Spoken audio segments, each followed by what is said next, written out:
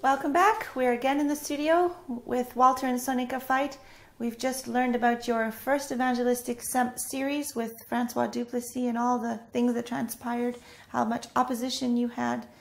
And you were doing this all while you were in debt, weren't you? Yes. That's rather an interesting thing to do. Most people would find a second job, but you decided, no, you're going to do God's work. You must remember that I had been living in error. I was an atheist. I had terrible experiences in my home. Religion had lied to me about what the Bible said. There was no such thing as everlasting torment that God in his wrathful nature would throw someone in. Coming from an atheistic experience, when I read books like Dawkins, The God Delusion, where he hates God with a passion. And I think to myself, but that was me.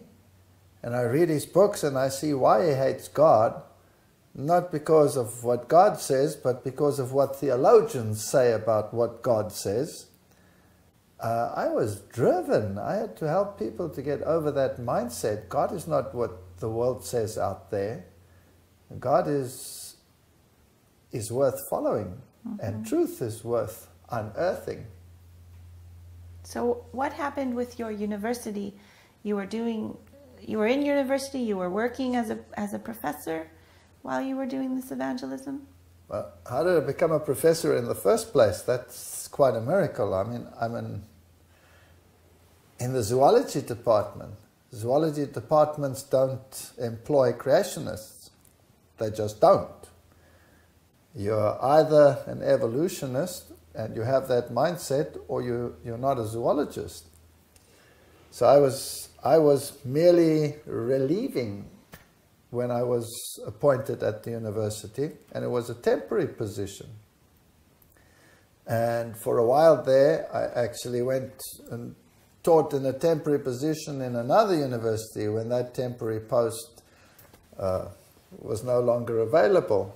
And so at one stage they phoned me and said, there is a lecturership available, which was quite a step down for me. I mean, I was senior lecturer before, now step down. And they said to me, apply, you'll get the position because, you know, you've worked for us now and things work well, and come and apply. So I applied for it, and the professor said, piece of cake.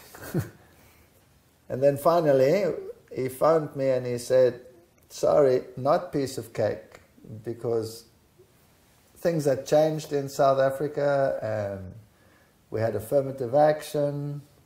That meant that I wasn't of the right race to be appointed.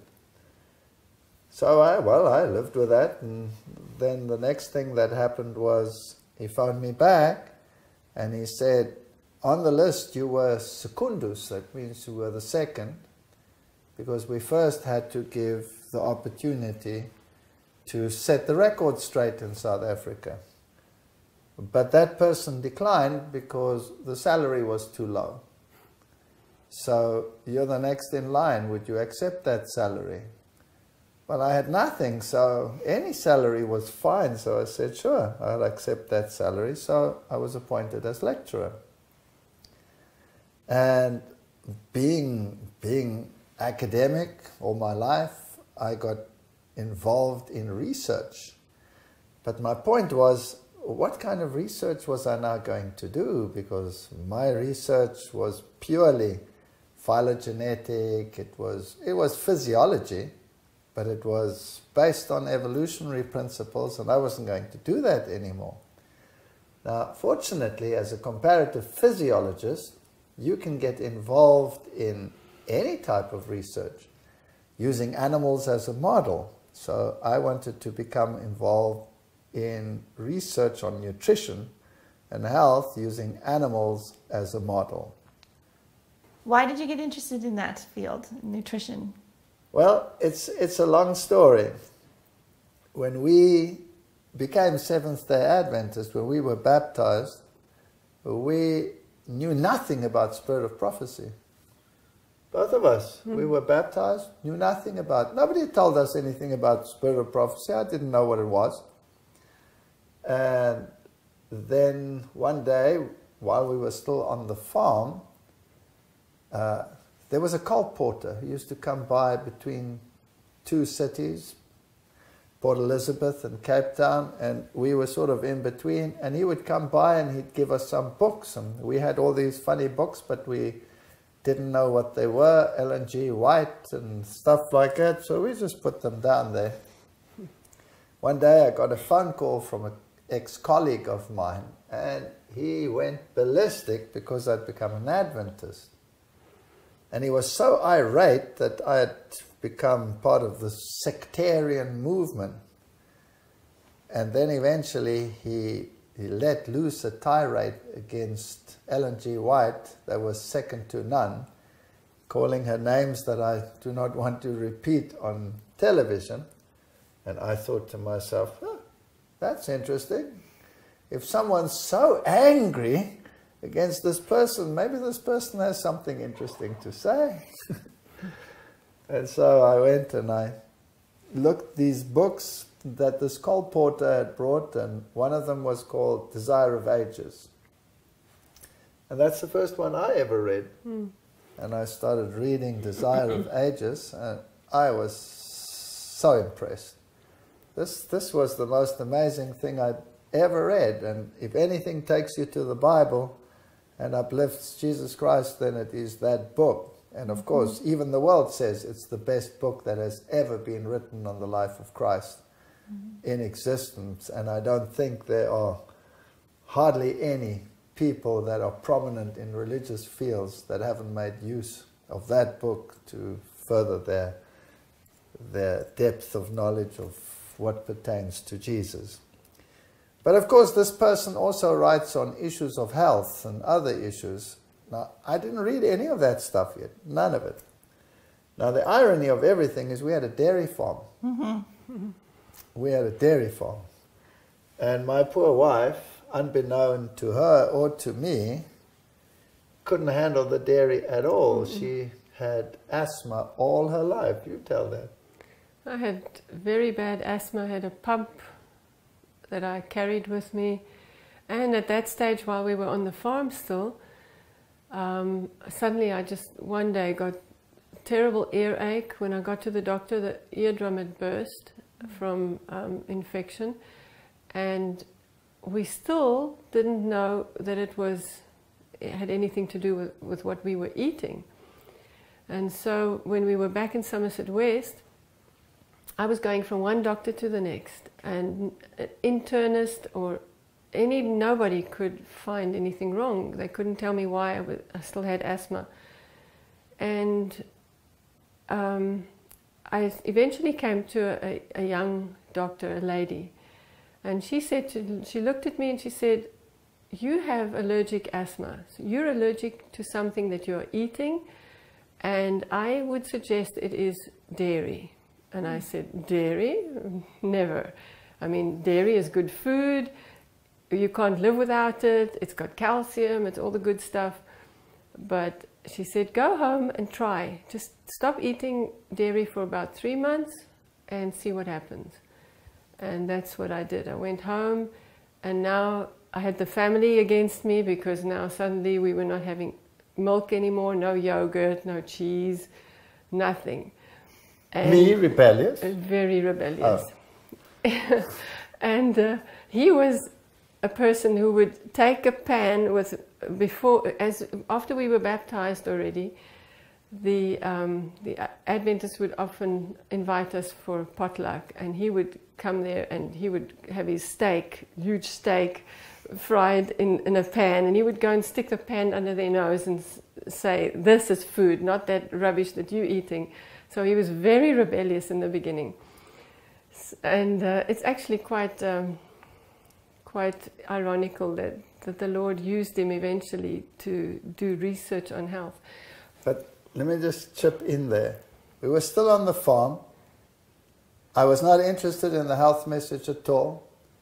These Adventists with their funny diets, I used to as she said, make them smell what food is all about. And then one day, totally separate from this, we had guests. And these were ex-colleagues of mine, university colleagues. And they came to visit us, and we did the normal thing that we normally did. We had a huge barbecue. And at that stage, were we still drinking even wine? I don't think so. No. We'd given up wine drinking. We weren't drinking alcohol anymore. In fact, we'd thrown away a whole room full of alcohol. We threw it down a septic tank, not realizing that the whole septic tank would then pack up and we'd have to get someone to remove it all. And I still remember the man who came with a truck to remove it. He said, "Never smelled a septic tank like that. Fruity, what's in it?" It was all the alcohol that was in it. But after this, these people arrived and they ate and we had this barbecue. The next morning, both of us at the same time said, "There's something wrong with us. There's something wrong with what we are doing here," but we didn't know why. And then I started reading about health and issues like that, and started reading Spirit of Prophecy writings on health, and then her story with the milk and the asthma and all of these issues. And then I started making a list. I systematically took the writings of Ellen G. White on health, and I made a long list of improbable things. You shouldn't eat this, you shouldn't eat that, we weren't designed for animal proteins, and the Bible says, "I give you every seed-bearing plant on the face of the whole earth, and every tree with fruit on it, and it shall be yours for food." That was the original diet. So that was seeds, grains, nuts, fruits. That was the diet. There were no vegetables, nothing. And then she writes about all of that stuff. And then after transgression, vegetables were added. And vegetables are needed to augment something that is gone. You know, the earth was cursed. After that, after the flood, animal products were added, but with certain prohibitions. No blood, no unclean animals. So I first started off with that, right? My unclean and clean animals. And I thought, well, there must be a difference between the two. Why is this one clean and why is that one unclean? And there's fascinating research that has been done, that when you take extracts of unclean animals and you do experiments with plants and the growing rate of plants, where you add the unclean extract, they're suppressed. The whole plant is suppressed, the growth, so it affects the genetics. And the unclean animals and the clean animals, there are vast differences in the growth rate, so it does affect it. One of the first questions I asked is, well, what's wrong with animal protein? The first thing that comes to mind is, protein is protein. Who cares? You're going to digest it and it's going to end up as amino acids. There can't be any difference between a plant protein and an animal protein. They're both made of the same thing. And then I started doing research on the proteins. And I took all these writings as a guide.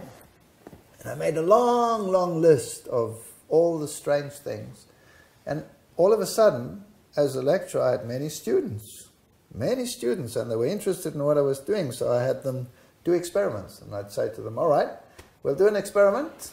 You will have this project, you will have that project. We will compare plant protein versus animal protein on the health status and growth of rats.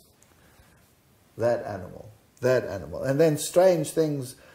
Some other scientists came and they said, you know, they have this massive problem of sheep that develop skew legs when they are stall fed. And why have they got skew legs? They cannot walk, their legs are buckled, there's nothing wrong with their diet.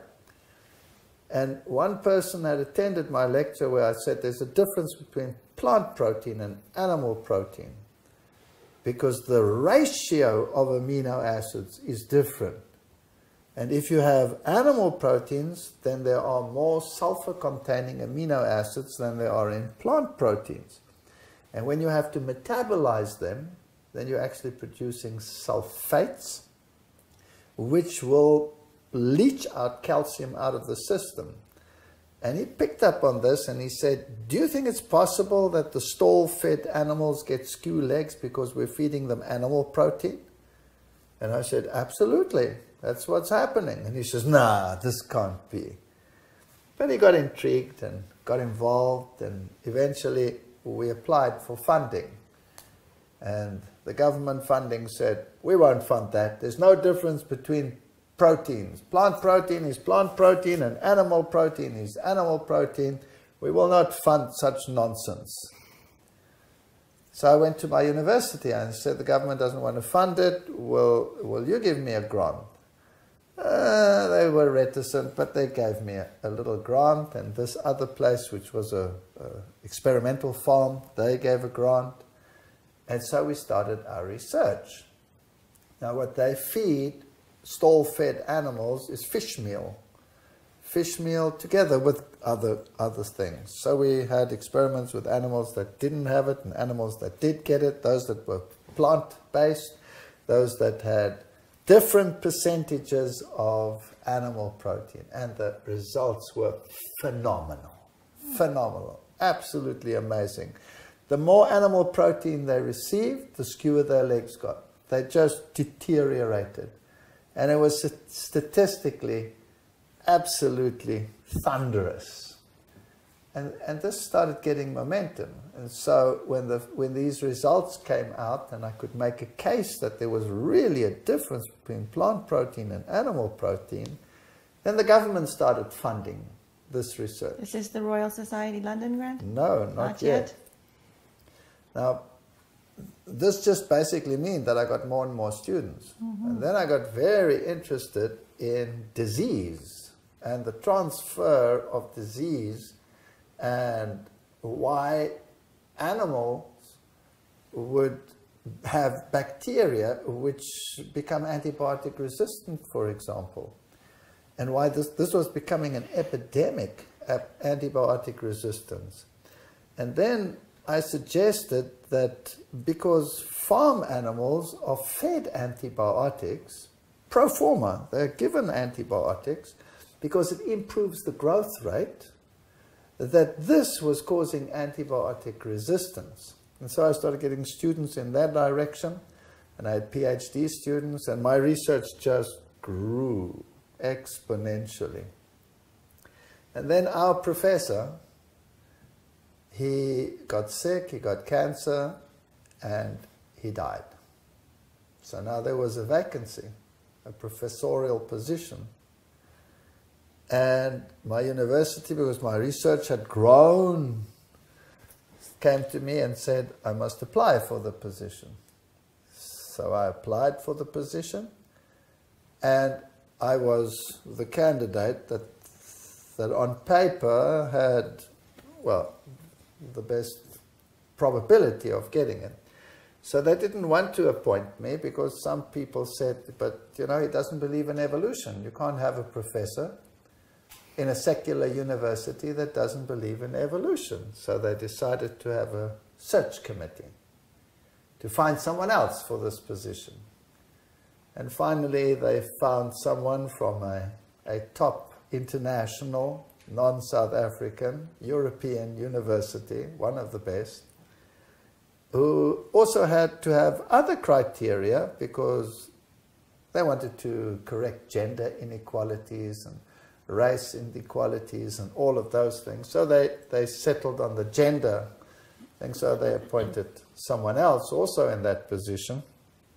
It's a long, interesting story, and I'm not going to go into it, but eventually they appointed both of us as professor, and then the one, through very strange circumstances, didn't take up the position, so I was the only professor. So here was a secular university that had appointed someone who didn't believe in evolution. And the conversation, so I gathered afterwards, was something like this. We cannot appoint this man, he's controversial. He doesn't believe in evolution. Yes, but he has the certificates, he has the criteria. And being a post-struggle university, eventually someone said, but controversial is good. We're sick and tired of the status quo. Why not have someone controversial? And that's how I actually got the position. But of course it created opposition from within. You would have opposition. And the students, they would ask me in the classes, why don't you believe in evolution? And I would say to them, I'm sorry, it's not part of the curriculum. The curriculum is evolution.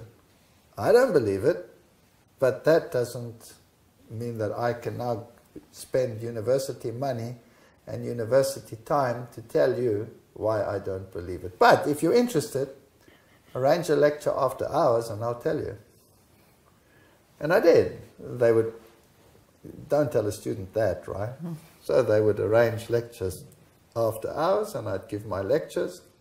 And then they'd sit in the evolution classes and they'd say, sorry, it's not like that, it's like that. And the lecturer would say something and they'd say, it's not like that, it's like that. And of course, what happens?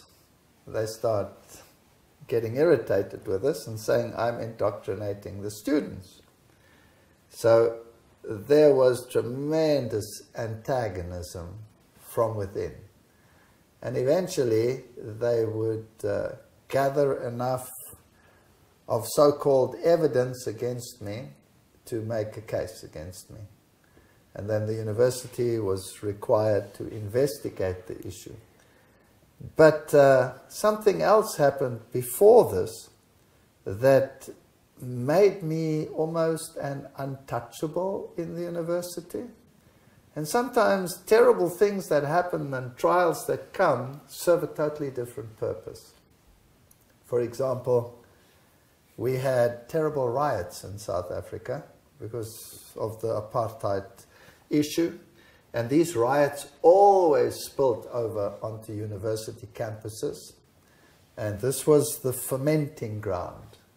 And so we would have activists come in from outside and try to dictate issues. And the university was in constant flux.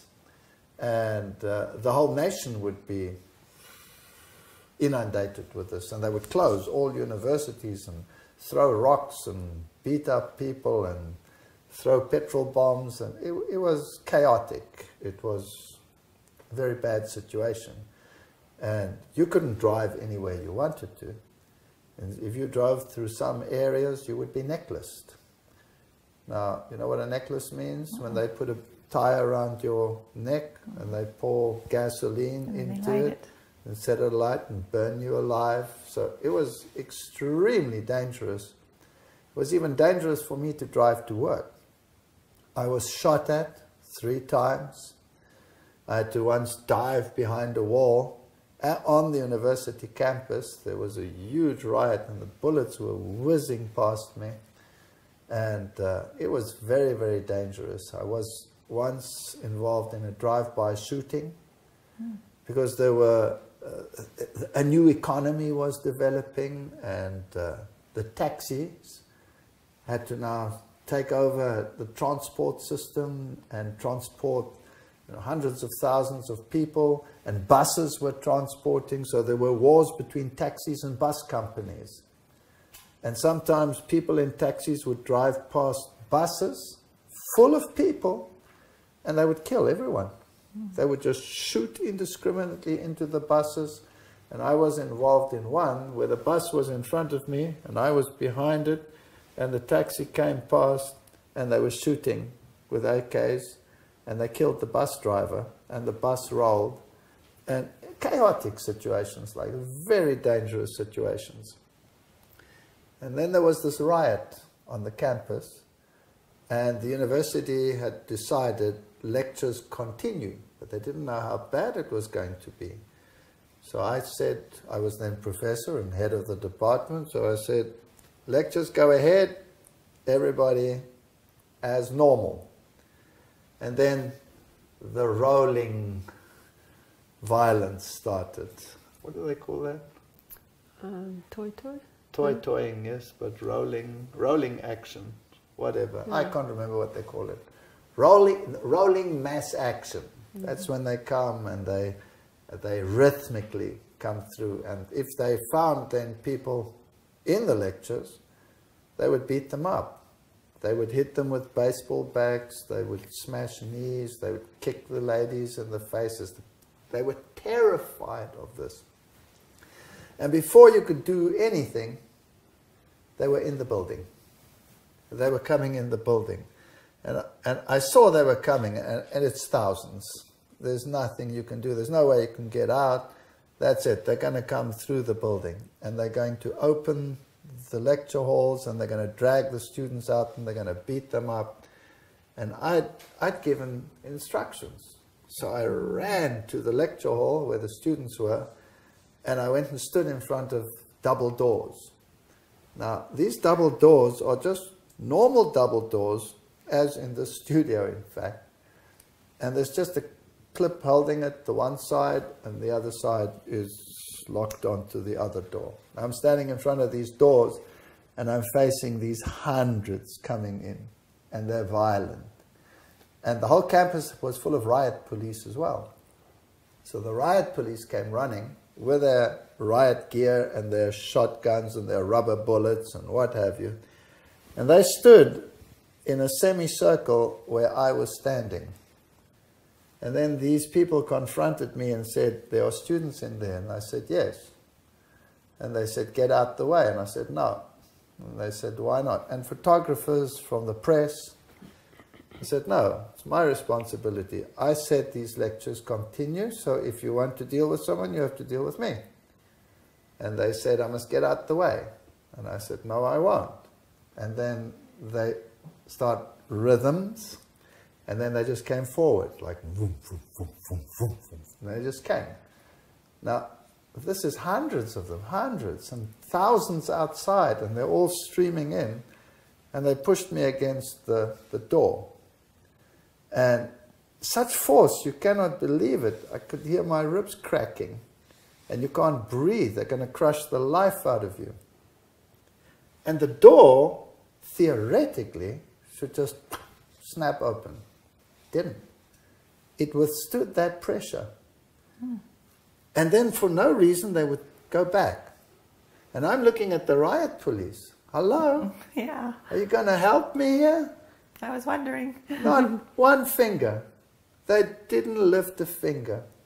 And they came again 7 times. And there was just one man, actually 2 came to help me. The one was a worker, technical worker, and the other one was a lecturer. And they came to help me because they tried to get hold of the fire extinguisher to spray us with fire extinguisher.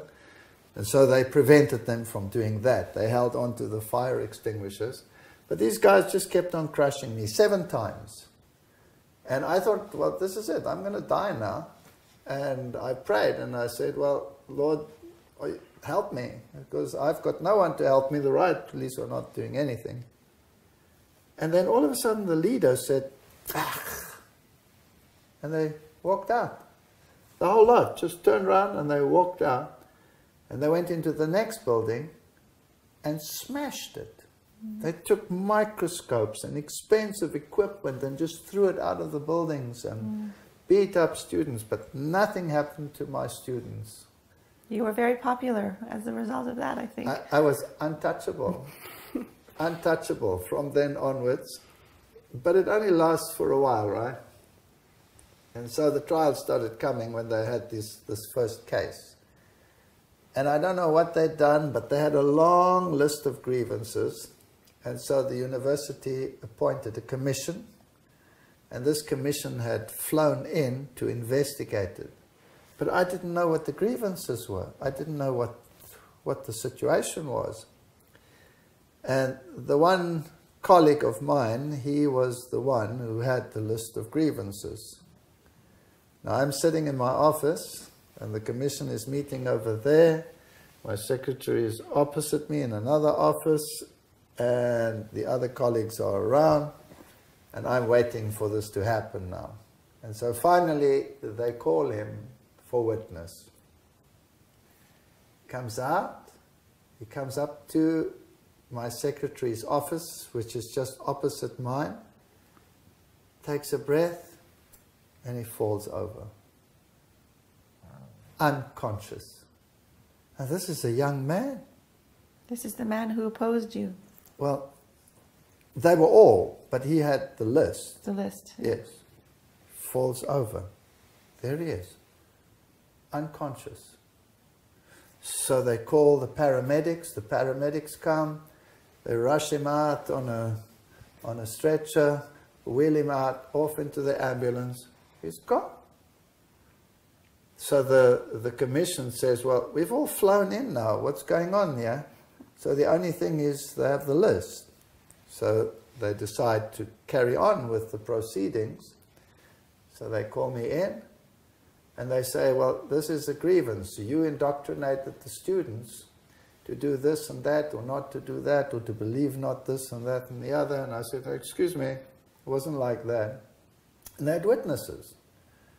I said, no, it wasn't like that, it was like this. No, it wasn't like this, it was like that. Now, who's right, right? So I said, well, I have a solution. Why don't you get the whole class? Why call one witness here and one witness there? Get the whole class, and they can tell you whether this is so or whether this is not so. So the whole class was called, and they were to witness then. And I was exonerated. So the whole thing came to nothing. And the next day, he was back at work. They couldn't find anything wrong. But at exactly that moment, there he was, unconscious. And that's quite an experience. Another experience I had while all this was going on is there was another riot. And I was in the Senate building at the time. The Senate had come together. Now that's all the professors and the leaders, and it was a wage dispute, but it had nothing to do with the university. It was a government issue. But as it always is, they take it out on the lowest denominator, so they took it out on the university. So they were surrounding the building, and everybody was thinking, that's it, we're all going to be destroyed here now. This is the end. And they'd surrounded the Senate building, which had very high glass windows. And then I suggested that somebody speak to them as a sort of intermediary, and the lot fell on me. So I went to speak to them, but now I'm coming to them, and they're on the other side of the glass, and I'm trying to speak to them through the glass. And I'm telling them, it's not the university's problem. If they have a problem, they must go and riot at the parliament, because it's a parliamentary decision, whatever it was, wages that had been cut or something. But they were violent. The building was completely surrounded. None of us could get out. And then they started rhythmically hitting the windows. Now, you know what it's like when you add rhythm to a building or to a bridge, it can collapse. But this is a strong structure, and they rhythmically started hitting the windows, these big windows. And the next minute, it's like the glass exploded. Just, and it came down like rain. And all of a sudden, there was nothing between me and the crowd. Nothing, no protection. And I faced them. And for momentarily, because all this glass came down, they were shocked into silence. And with this, all this crowd came running round to where I was facing these students. Or I don't believe it was students. It was rioters brought in by the busload from outside, and I was facing them. And there was nobody around me except this. And now I'm trying to reason with this person. It's impossible. You cannot reason. It doesn't happen. It doesn't work. But using this opportunity, because everybody was facing me now I'm saying prayers in my head. This is a serious situation. The senators used the back door to get out. To escape. They all escaped. Here I'm standing. And then some realized that the senators had all left the building and they tried to prevent it. So they all ran around to the other side of the building to prevent it. And there was nobody in front of me anymore. And I just calmly walked out of there, back to my office. Nothing happened. So I had all these fascinating experiences, and they strengthened me and strengthened my position. Eventually it did get so far that they had another commission and another commission, and it was very unsavory because there were accusations that my students were being intimidated, that my students were, that some of them had unplugged the refrigerator so that the students' work would go to, be destroyed. And there were accusations against some of my students of impropriety. And the whole thing became very unsavory. And then in the final commission, they decided that the complaint was, you cannot be a scientist and believe in God at the same time. You see, what had happened, in the course of all this research that I was doing, it became so big that the Royal Society in London had granted a grant to the university which was given to me. I was the only biologist in the country who got a grant to further reconstruction and development. And this was huge money and huge prestige because it involved the dukes and the Royal Society and the Lords of England and financial liaisons between Cambridge and Oxford and South Africa. And I was right in the middle of this, and I was funded with a lot of money. And this creates tension and jealousy, and in academia these things happen. And so some of these pressures then came to the point where you cannot be a scientist and have this huge quantity of money at your disposal and believe in God at the same time. And the commission eventually decided that that was unconstitutional. Because then you are saying that religious freedom doesn't exist. You're entitled to believe in God. So they actually told me that I can take my university to court for allowing such things. But I didn't want to, so I resigned. But they graciously declined my resignation. But I said I no longer want to be in the zoology department. But my research was so medical at this stage that I just transferred to the medical department. And so for the last few years of my academic career, I didn't have the evolutionary pressure on me. You wrote a book on health, diet and health, scientific perspectives. Tell us more about your dairy research. Yes, well, the dairy research actually started with you, right? Yes. I remember I told you about the asthma. The asthma, and I went home and I started making other kinds of milks, nut milks and soy milks, and I improved within 6 months. I no longer used my pump. I never had asthma after that again, ever.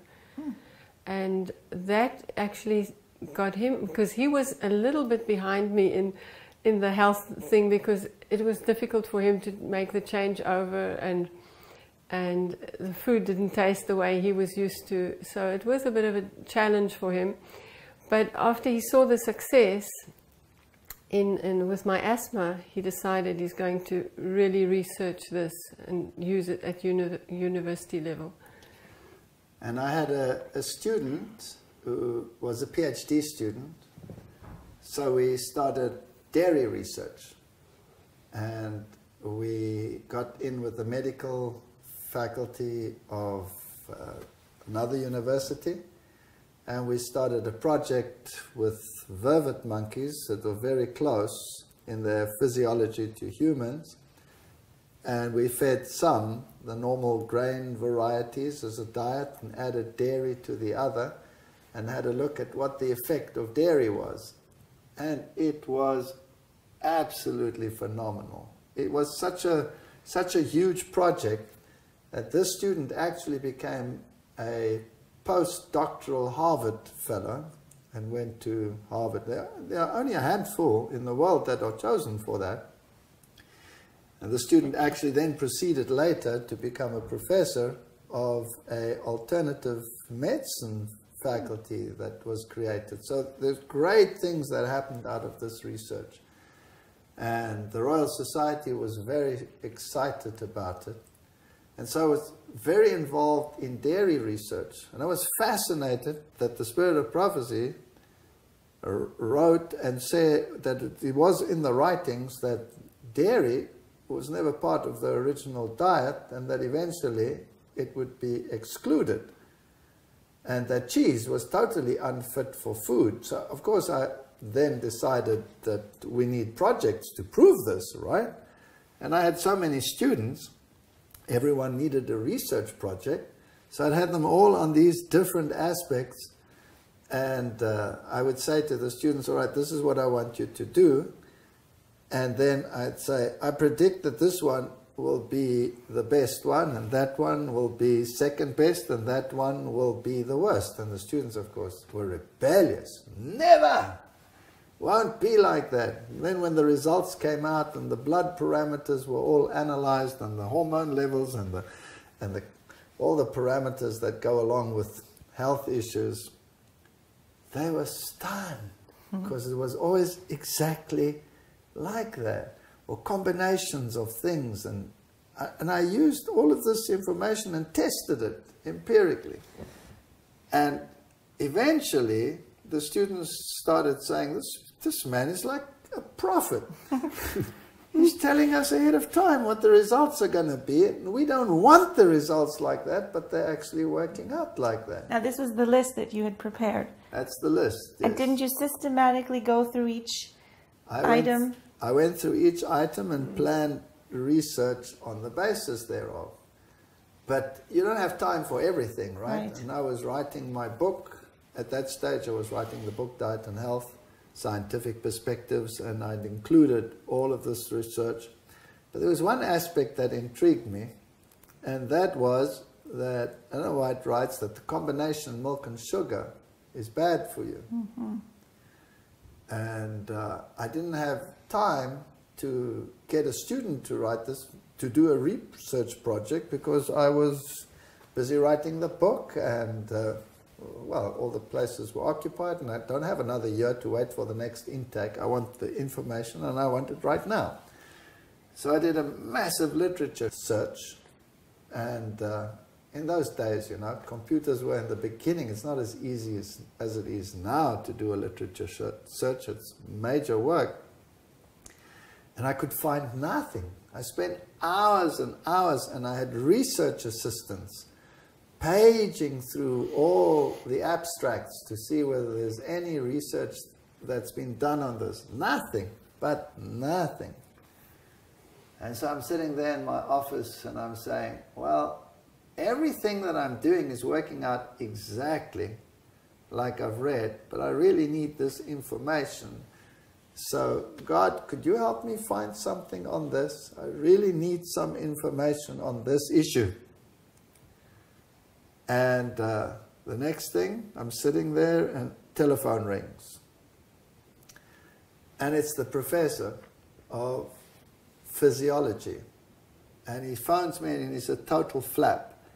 And he says, you know what, I've just had a problem because the students are supposed to come to a lecture that I've organized for an outside researcher, but I forgot to tell them.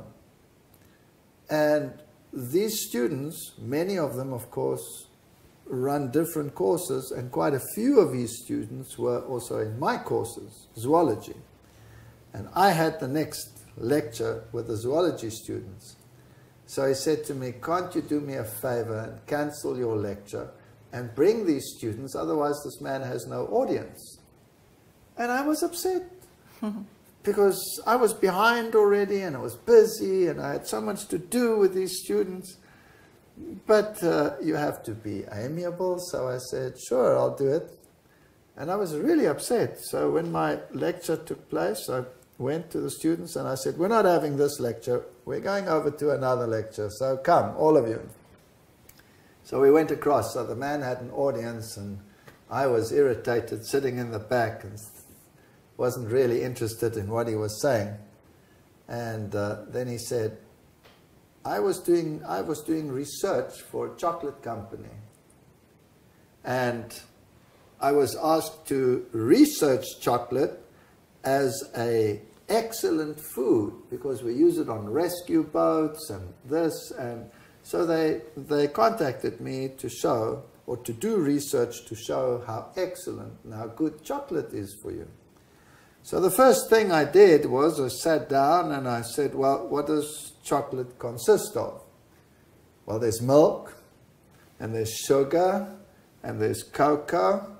So the obvious thing is, let's do research on milk and sugar and cocoa and combinations of milk and sugar. Well, a hornet at that stage stung me because I sat upright like a bolt. Here I'd been complaining and saying, oh, what a miserable thing, now I have to go there. Just 2 minutes before that, I'd prayed, I need help. I need something about milk and sugar. See how pathetic we are? Mm.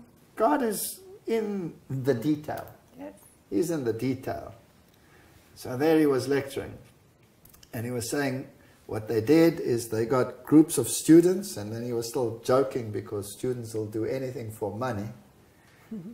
And he put the one group of students on the equivalent of the milk in a bar of chocolate, which is 1.5 glasses of milk in chocolate. So they drank the milk, and then they're monitored, and the blood is taken at regular intervals, and you measure the parameters, the cholesterol, the HDL, the LDL, the triglycerides, the whatever. You measure it all. And he says, well, they would all go up, and then they would peak, and then they would come down, and in about 3 hours, it's back to normal, the parameters.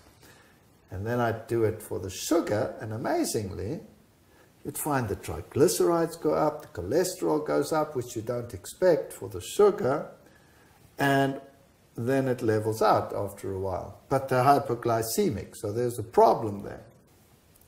And then he said, then I did the combination, milk and sugar.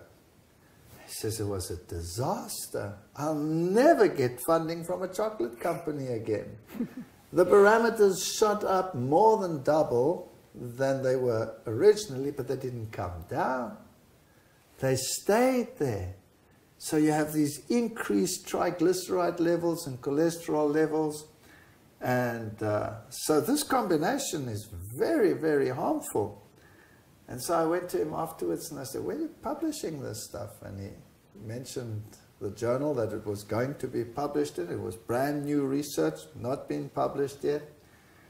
And I said, well, that's wonderful. So I incorporated that in my book. So if someone's interested, they can find it there. But this is how God works. And this is how my health research developed.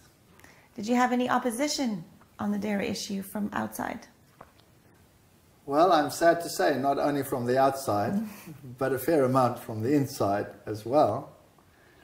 I remember when I gave my first camp meeting lecture that I lectured on this issue, and by a very fortuitous circumstance, someone very early in the morning gave me the quotes in the spirit of prophecy on the issue of dairy. And I was lecturing at this camp meeting, and some of the senior people got up during the lecture and opposed it vehemently. But I had some of the scientific data ready, and I hit them with the scientific data, and I gave them the spirit of prophecy, but it didn't help. It just got worse, the discussion. And then the audience started slow clapping the opponents. So this made it even more uncomfortable. So there was tremendous tension in that camp regarding the health issue. Now, in my country, chicken is considered a vegetable. You have meat for breakfast, and you have meat for lunch, and you have meat for supper. And now you still want to come and touch dairy? I mean, that's considered what? If chicken is a vegetable, then that is untouchable. You're not allowed to go there.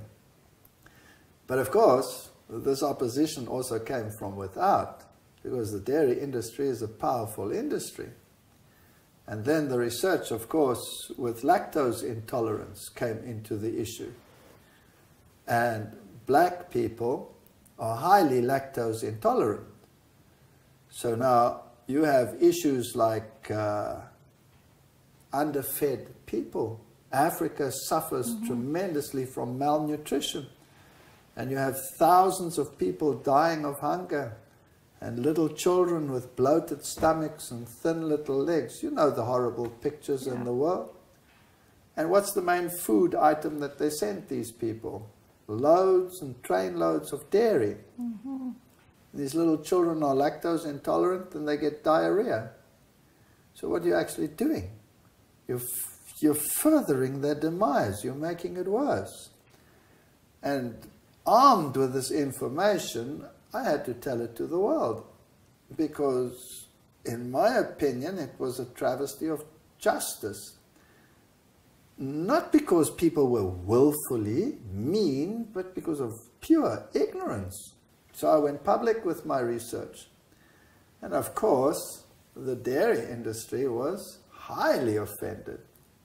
So they flew down to the dairy representatives from Pretoria, and they came to see me and confronted me with the issue and threatened to take me to court, to destroy me. And I'd appeared on national television, and I'd done a program on national television, and when I looked at the program, I didn't recognize it, because these people are brilliant. They had so cut what I'd said that any evidence that I'd given, they'd cut out. And they only made me make the statements, you know, where you look like a fanatic, and you're saying this and that and the other. So I looked like a total fanatic on this program, but it had done damage. Enough came through to damage the cause. So when they came down, they threatened me with a court case, and the university, of course, as well, because they were sponsoring my research, and Royal Society was involved in this research. So and these guys are huge. I mean, they're big dairy farmers. Big, highly intimidating. And they sat down and they said what they said, and then I said to them, hold it a second, if you want to take me to court, you're going to have to take the big universities to court too, because this is what is beginning to come out all over the world. And perhaps you don't have all the evidence, because what you saw on television was a fraction of what you should know. So I suggest you first come and sit down and listen. So I took them into the lecture theatre and I gave them a lecture. And I showed them one research project, one slide after the other. When it was finished, they came to me and they said, but it's going to destroy our industry. Can't you please just keep quiet about it? And I said to them, if I keep quiet about it, how will I deal with my conscience? There are thousands of people who are suffering from asthma, bronchial problems, little children who have constant infections, lung infections, ear infections. And then you have this massive contrast between the races and lactose intolerance. Do you want me to be partaker in this? I cannot. My conscience will not allow me. So they sort of begged me to keep quiet and left. And as they left, the one farmer, or the one on the dairy board, who was also a dairy farmer, came running back. And he sat down in my office and he looked at me sort of quietly like this. And then he said, "Is this really all true that you've said?" And I said, "Yes." And this big farmer burst into tears. And he said, "Every single thing that you have mentioned, my little girl has. And she's so sick. So I have been doing the best I can, and this is the result." And I said, "Well, try it. Give her a new lease on life." And he left. So this is emotional research. And wherever I went in the world later, I was tremendously opposed on this issue, not only from outside, but largely from inside as well, from high levels inside. So I always came up against this brick wall. So from then on, my life became one of battering ram.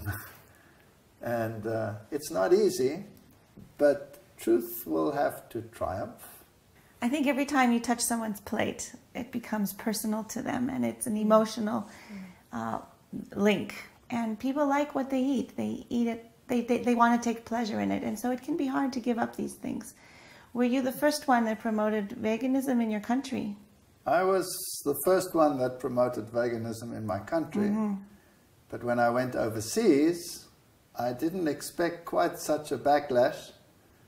And in Europe in particular, I mean, some of these medical practitioners, they would bring their own PA systems and shout me down and tell me to go back to my bush where I come from. And I was also talking about prion diseases and other diseases that were coming. And they would shout, "Prion disease, prion disease. Who's ever heard of prion disease? Go back to your bush." And then, of course, 4 years later, all of this actually hit the world. Yeah. And these issues, antibiotic resistance, the dairy issue, this all became public knowledge. And today we have massive industries, soya milk industries, alternative milk products. It didn't exist. It didn't exist at that time. So without being presumptuous, I can say that I'm grateful to God that at least I played a part in that awakening, so that people today have a choice, whereas then the choice was so limited. Yeah. There were people preaching it. There were people trying to introduce it, and the methodologies were there, but the push and the emphasis, that had not yet come. And that God used you with your research. That's what needed to happen to get this out a little more prominently so that people can start having choices. I can see the bumps on my head, but I think the fruits were good, and I'm grateful to God.